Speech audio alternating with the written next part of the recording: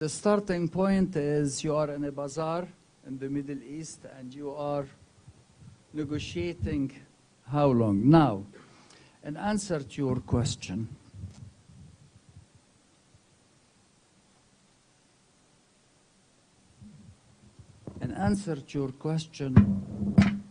I have to admit that the region for an extended period of time was subject to conflicts and pressures from within and from outside. But from outside, more than from within. That started or actually emanated with the colonial period. The colonial period came to be around, let's say, 1830, with the occupation of Algeria by France.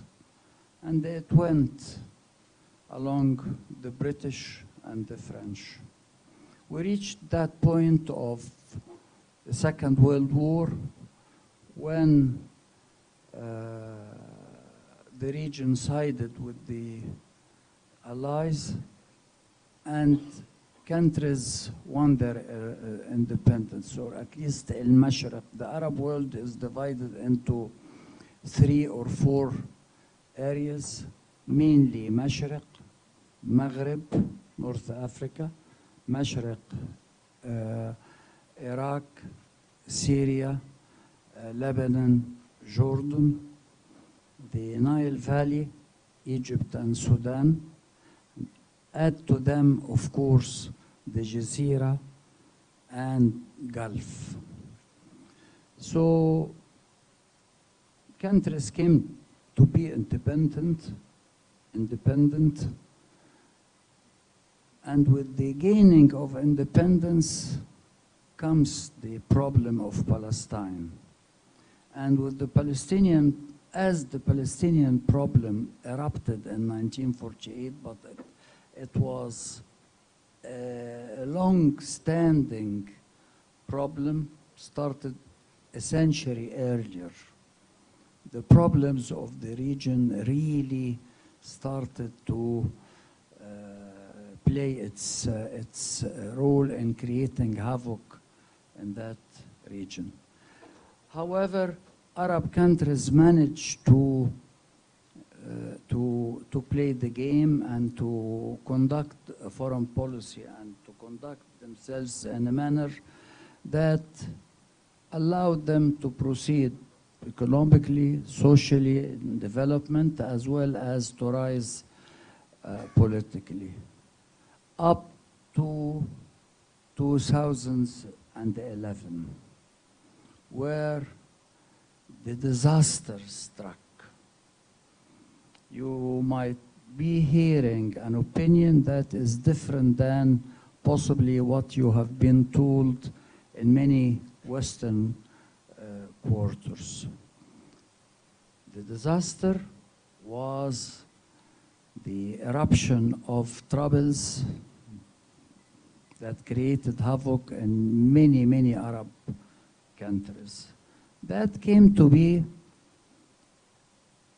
in relation to 2 influences or 2 factors. The first factor was the external intervention.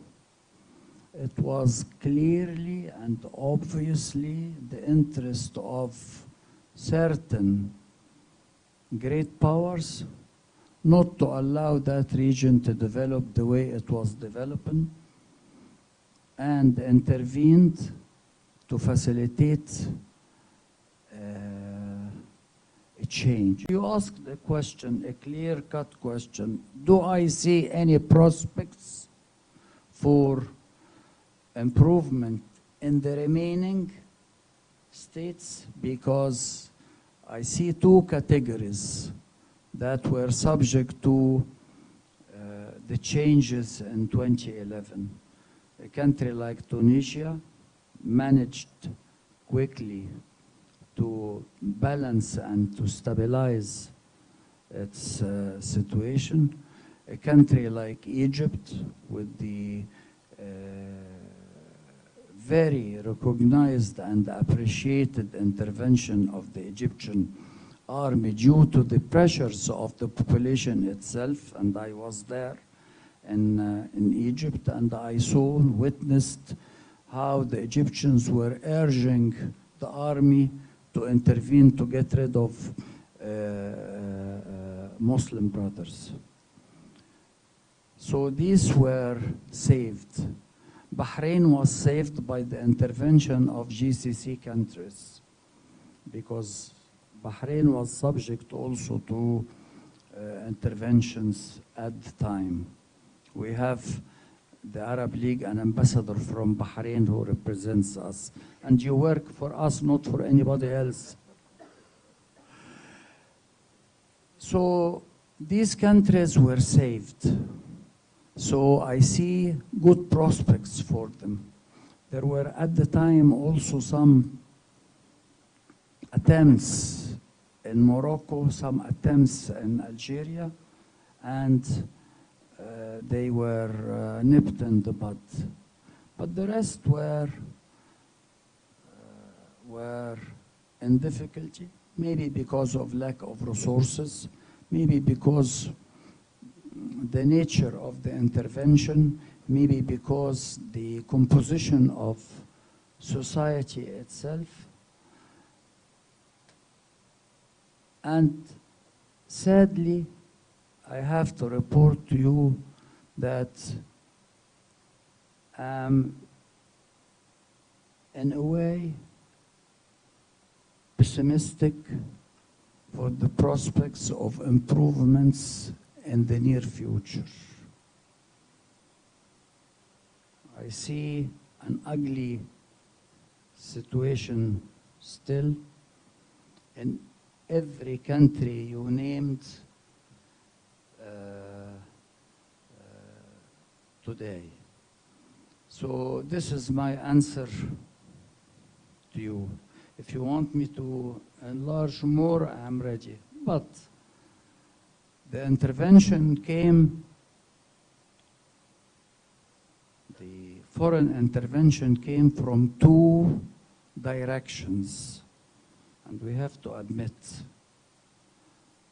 great powers, mainly Western powers, who claim to have certain values for their societies that they want to convey to the region. Values, in all honesty, that are embraced by us, applied by us, and proven to be just a pretext for them to intervene. And I have also to claim that the values were not applied to the Palestinians when the killing continued and the West very late in the situation, finding itself under pressure, they had to admit that something is wrong being done in Palestine. That was one direction. The other direction is the regional powers, the regional players, foreign regional players, not Arab. Arab countries didn't intervene against each other. It was the foreign border players. I have also to add a third factor, maybe, though it didn't play continuously all the time, was the invasion of Iraq, because it actually started by the invasion of Iraq in 2003. Then, in 2011, it it started. This is the situation as I see it. You see, Ambassador Ahmed, Tilmiz Ahmed, you are invoking an issue and a discussion that might last the whole evening beyond 6 o'clock. However, I will try as much to be brief, pinpointing the problem.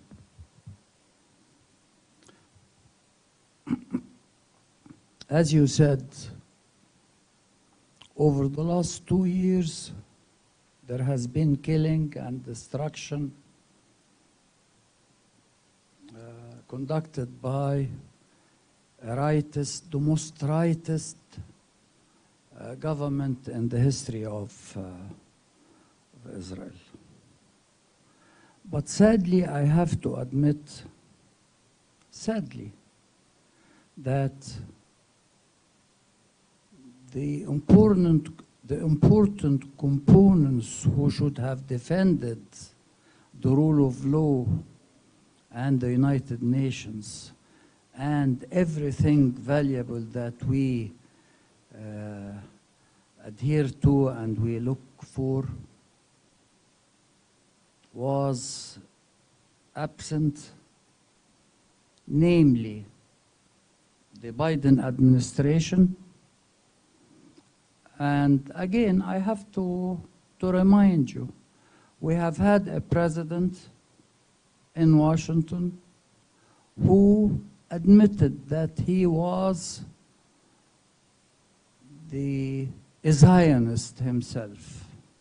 He was supported directly Israel.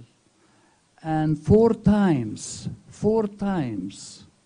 there has been calls in the Security Council and draft resolution presented to the Security Council calling for a ceasefire in Palestine, and the American administration at the time vetoed them all, 4 times. Then we have also the Europeans who sat put for at least a year to a year and a half before moving and saying enough is enough. Now, the situation has changed. The advent of the Trump administration and the call for a ceasefire for the first time on the part of America. This should not be forgotten. It was the Americans who supported the idea of a ceasefire. So immediately Arab countries agreed because it is stopping the killing, the horrendous killing that was taking place in Palestine. They were killing the way we all drink water, the Israelis. That is one aspect of the story. The second aspect is that the Palestinian problem has been there for 100 years. I personally participated in so many negotiations and so many rounds of discussions with the Israelis, with the Europeans, with the Americans, with everyone seeking. I was a member of the Egyptian delegation to Camp David negotiations and the accords in '78. So it is a long-standing problem that lasted for 80 years since the establishment of the State of Israel, but actually it was prior 100 years to that. So again, to see an administration ready to commit itself and its name and its weight for finding and leading a way out of this quagmire, we have to support, and we have to say, okay, we give you the chance to do so. So, that is the logic of Arab countries going to Sharm el-Sheikh. That is the logic of Arab countries going to the United Nations Security Council to adopt 2803, which is the resolution that supported and welcomed the Board of Peace. Comes now the idea of the Board of Peace. When I read it for the first time, I felt that the American president himself in person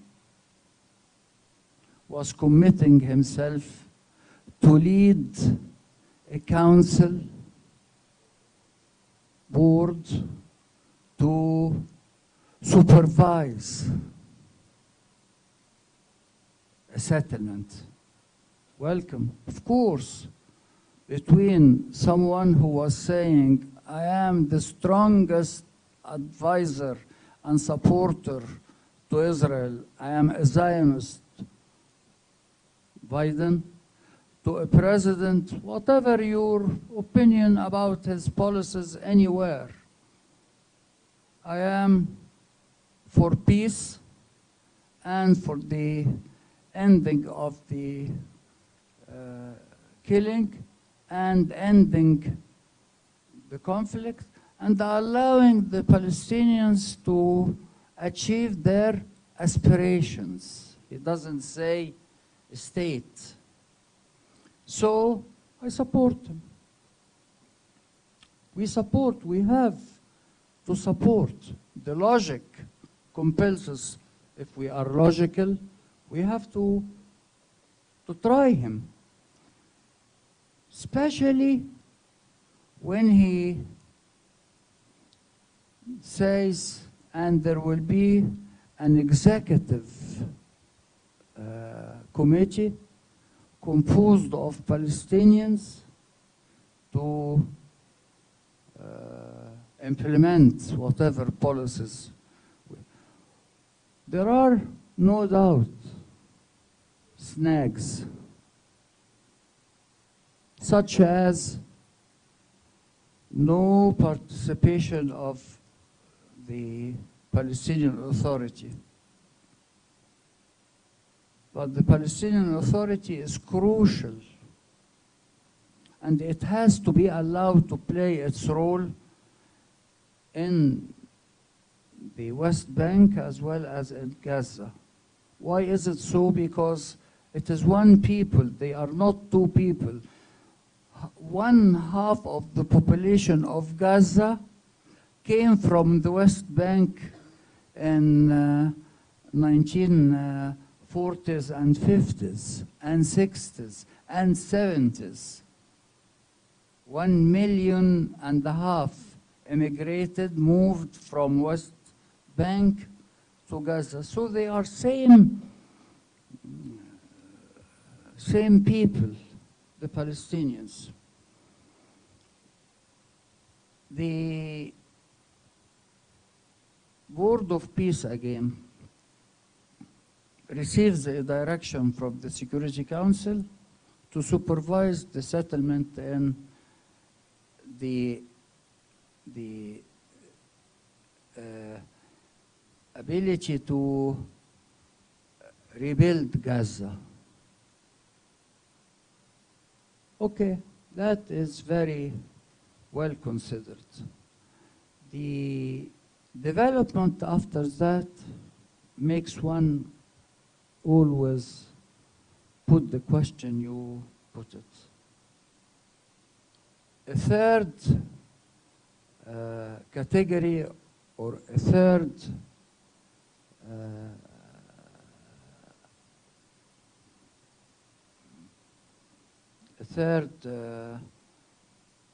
kind of board was added,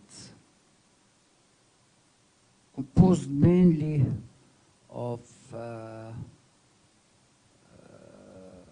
American officials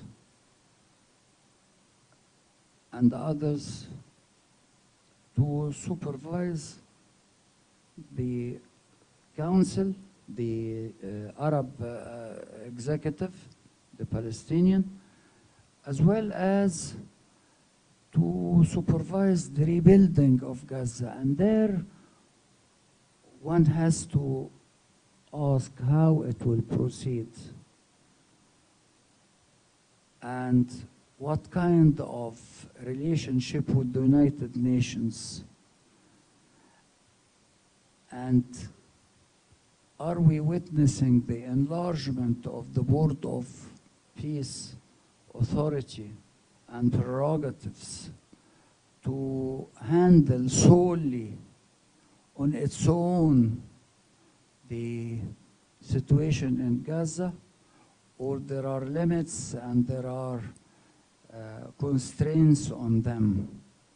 These are questions that one reflects on, and only time will tell how. The general idea was positive. How the implementation will proceed remains to be seen. Comes the Israeli position. How many times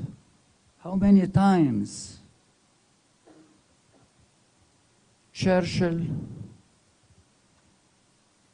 in 1943 and 44, in the midst of the war, and he rejects the independence of India. And he rejects to receive Gandhi, or to allow Gandhi even to talk to him. How many times? How many times the British rejected withdrawal from Egypt?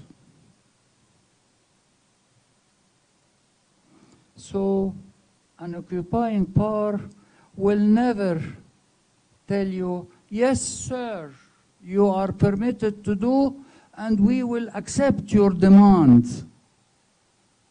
Let him do whatever he wishes to do.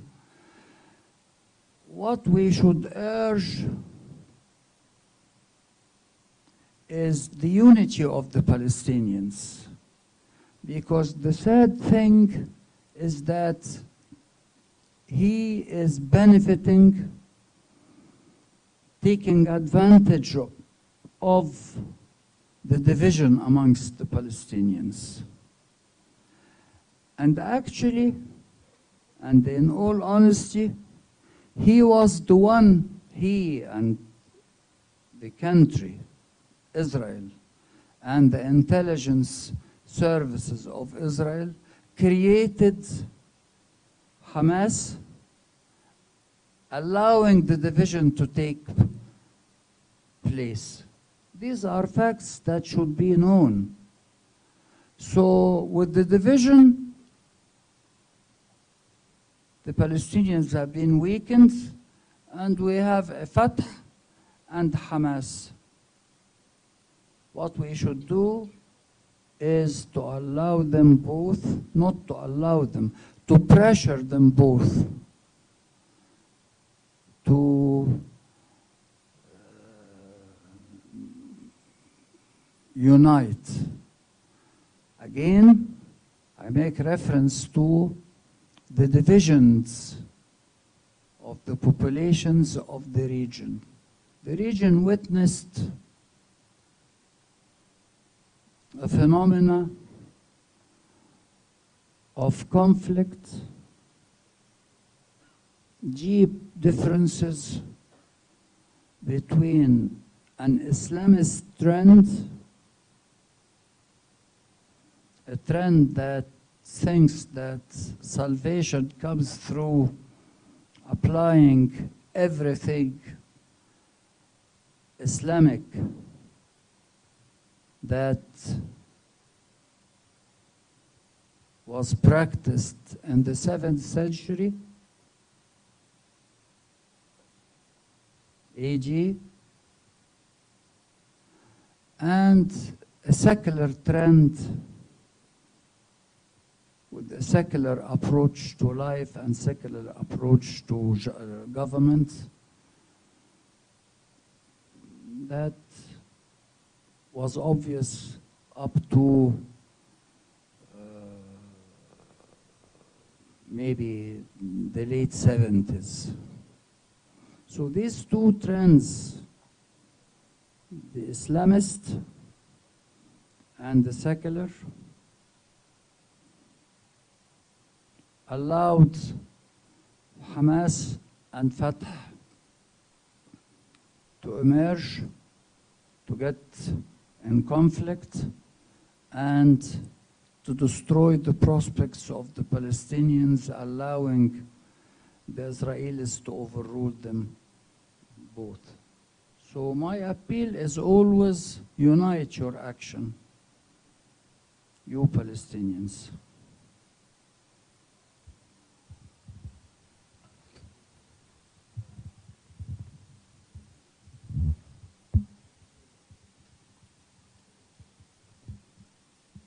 At your disposal. It's an obvious truism that there is a churn in world affairs.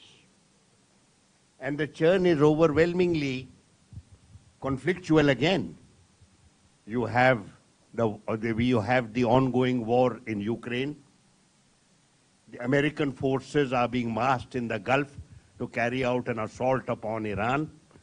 A very major armada, as the peace-loving President of the United States has just proclaimed.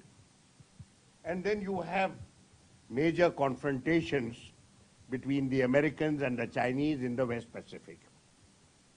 It appears as if the West, that had put together a series of institutions to create what they laughingly called the world order, a liberal world order, is being broken down by themselves.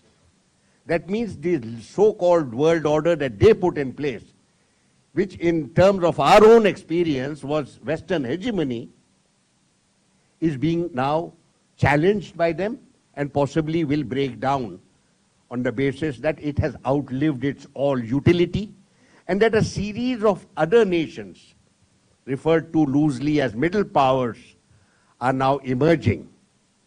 Your Excellency, could you share with us your perspectives, A, with regard to the breakdown of this hegemonic world order that the West had put in place, and what are the prospects of this multipolar order that we have been reading about for so long? That is a very complex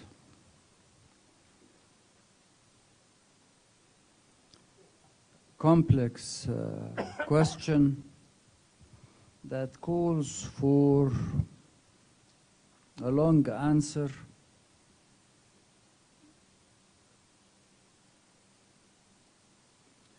A long answer that can be summed up in few words. In all honesty, Ambassador Tilmiz, in all honesty, I don't know. And you tell me, you have been working and reading for the last 70 years about international affairs,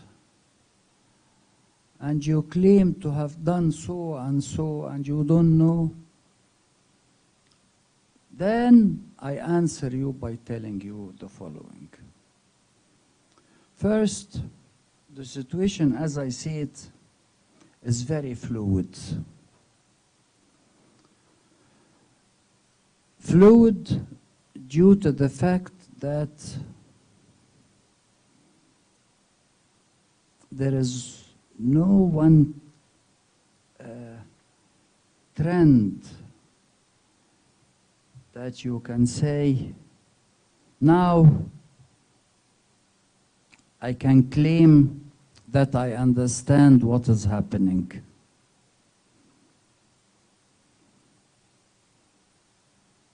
There is a zigzag all the time in every problem, in every aspect of anything that is raised. But to try to analyze every situation in separate, again, I would tell you the following.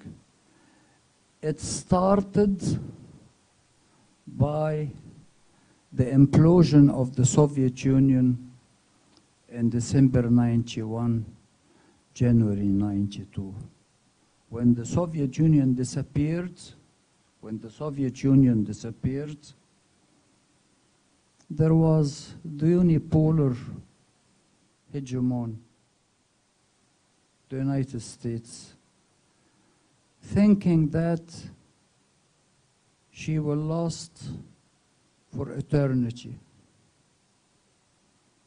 on its own, dominating the world. It didn't last beyond 25 years. And everyone who read history knew that that unipolar hegemon will not last forever. Will not last forever. On the contrary, they always end by decline. They always end by decline. So the decline is coming.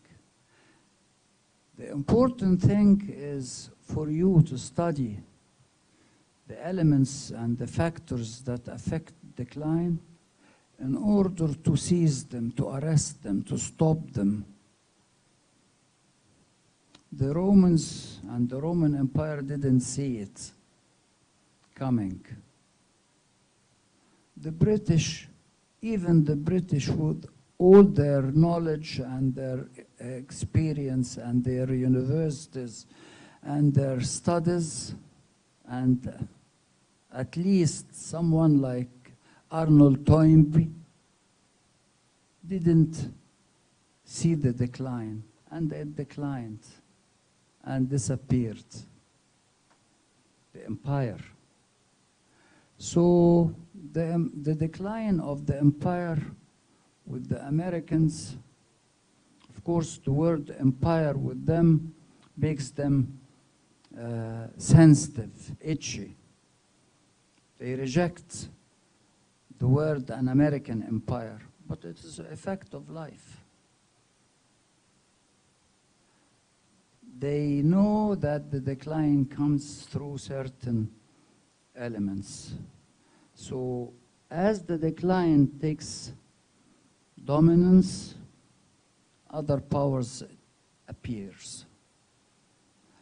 And with the urge of China and the resurgence of the so-called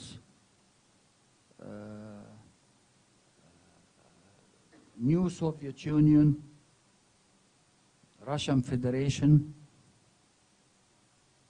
the Russian Federation, the re-emergence of the Russian Federation, we can see the attempt of the empire, the US Republic, trying to seize, to arrest the situation. What we see today is an attempt to ensure the dominance of the dollar as the currency that stabilizes the international economy. Bretton Woods, the UN, There is no way, Ambassador, for a new order to emerge without war. And I take you through history. The Second World War ends by the United Nations. The First World War ends by the League of Nations. The Napoleonic Wars end by the concert of Europe and the Vienna meetings. Even the Peloponnese War ends by a new international order ruled by Alexander and his father. So the international order will not change. What will change is the international situation or scene. And I make difference between the two, the international order and the international situation. The emergence or re-emergence of China, the emergence of the re-emergence of India. Thank God that both of you are emerging again, because you were yourself important players and power in the 17th century and 18th century, till the British intervened and the Europeans intervened in China. So this is the way I see it. I claim that I saw a second Cold War emanating, glimpses since possibly 5 years, 6 years.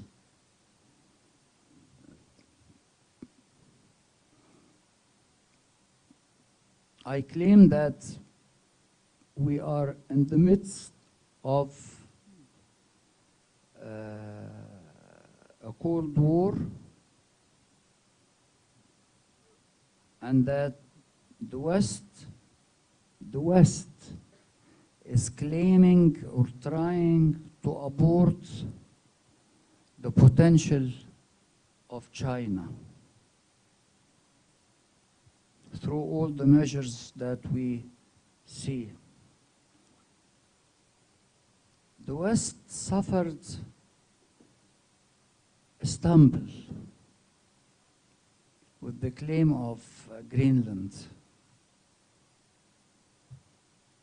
The West suffered a stumble with the division around the Ukraine. I see Russia emerging through paying a very costly price, but regaining its status again, or it will, in my opinion, end by the ending of the Ukraine war and the re-emergence of China, of Russia again. The whole Ukraine war is due to two factors: the desire of the West to extend further, and the desire of Russia not to defend itself, but to regain the superpower status. So this is my characterization of the situation. How is it affecting the rest? It is deeply affecting the rest, You can detect it in the BRICS. You can detect it in Palestine. You can detect it everywhere.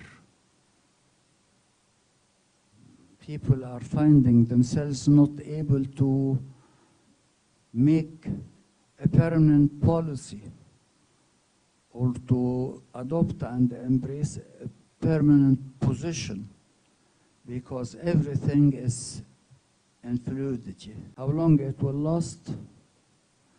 The Cold War will last,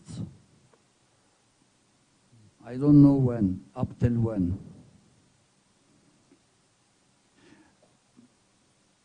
You might tell me an answer to this characterization. How do you claim that there is a Cold War while the American president is going to China in April? Or that the Russian president visited Anchorage, and the American president promised him that he will repay this by going to Moscow.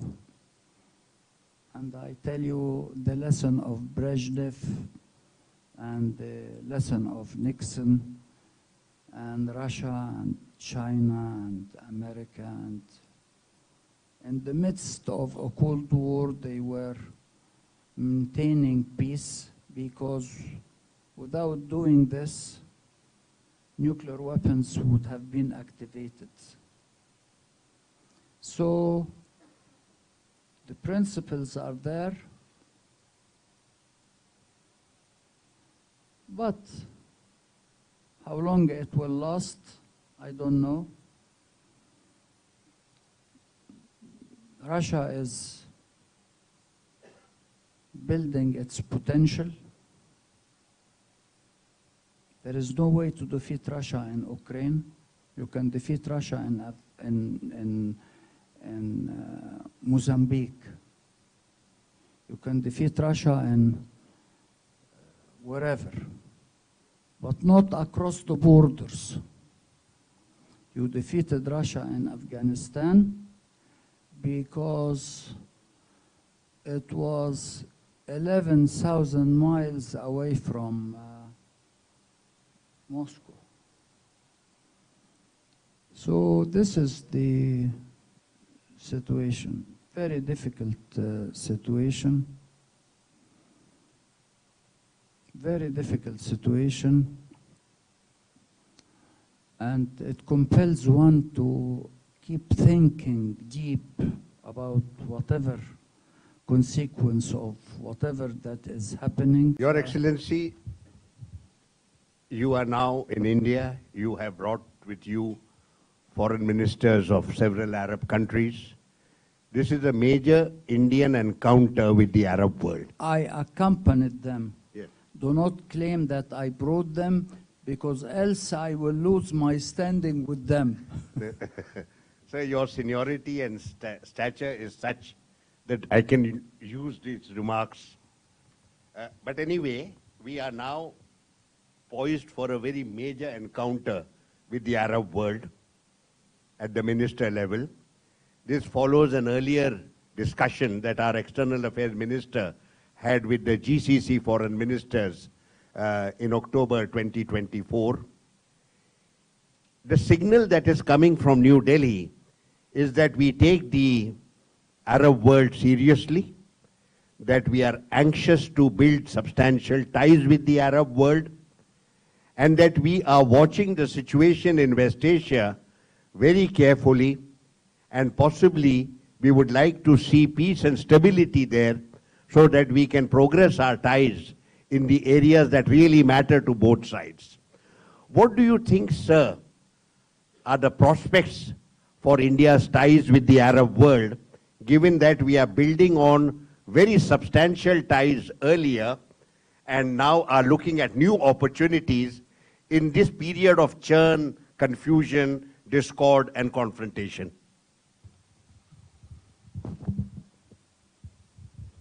The India-Arab relations are very, very old and deep. The exchanges, whether culture, scientific, language, is very old.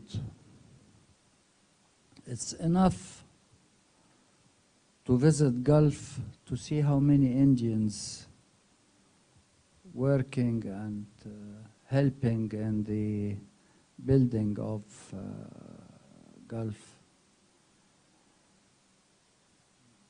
I make reference to Egypt, Syria, Iraq during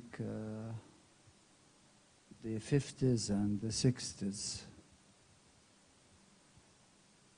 I make reference to the names of Nero and Indira Gandhi in Arab streets and naming Arab streets in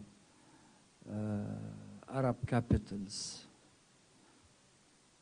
So it is a long-standing practice and tradition for both countries, both India, Arab cultures, to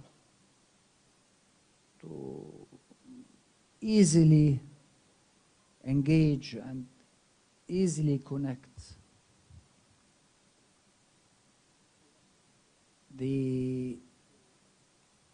Maybe the last 10 years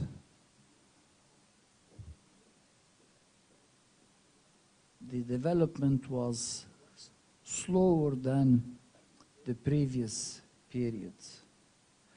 But I understand that there is a recognition in Delhi and a recognition in Arab capitals today that we need to regenerate interest in the relationship.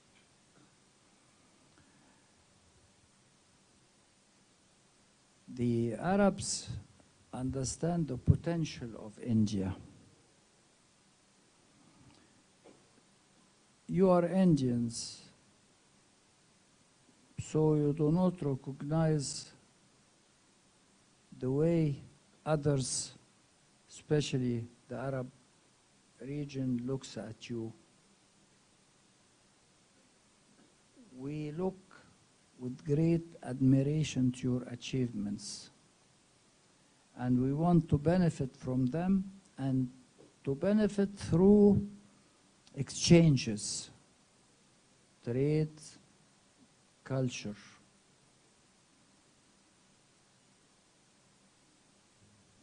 And allowing ourselves the potential to work together.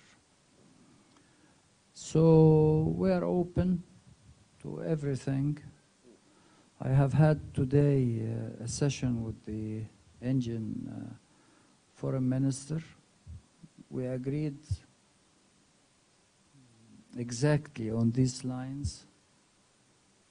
We will be seeing Prime Minister Modi tomorrow as Arab ministers and myself. And I am optimistic for the future. The topic is international development and its impact on Arab region. Now what we see is that an armada has arrived in the region, and its impact on the region in case there is an aggression on Iran. How do you see that the Arabs would react, or Arabs should react, and what would be its impact on the region? The Gulf expressed itself well in advance, always. They do not want intervention, and they want stability to be pursued, and to settle problems through discussions and negotiations. That was established from every capital in Gulf. And if you read Arab press and media everywhere, you find it the same. What I want to make reference to is that the presence of the American fleet in Gulf or Bahr al-Arab or Red Sea or Mediterranean is not a new development or phenomena. It has been there since 1945. The Americans established the headquarters of the Fifth Fleet in Gulf in 1945. So it isn't a new phenomena. It isn't a new phenomena. What is new is the politics and the policies of the United States with the current administration as it practices its geopolitical approach to the whole thing. This is a long-standing confrontation. Started with the toppling of the Shah in 1979-80. It is 46 years old. It's not a new phenomenon. It serves the Americans well to signal that their fleet is approaching. The fleet has been always there. They maintained always 1 to 2 aircraft carriers in Indian and Bahr al-Arab, more or less. They maintained always 1 aircraft carrier in the Eastern Mediterranean, always, since they have the 6th fleet in the Mediterranean. So I'm not taken by declarations or announcements. Yes, they want to settle an Iranian problem from their point of view, thinking that Iran is building a nuclear potential. I tell you a story about Iraq and America in 2003, 2002, 2001. The Iraqis intervened against the Israelis in 91, 92, and earlier. They bombed Israeli cities. They had to pay from an Israeli-American point of view. So they paid a price in 2003, 2004.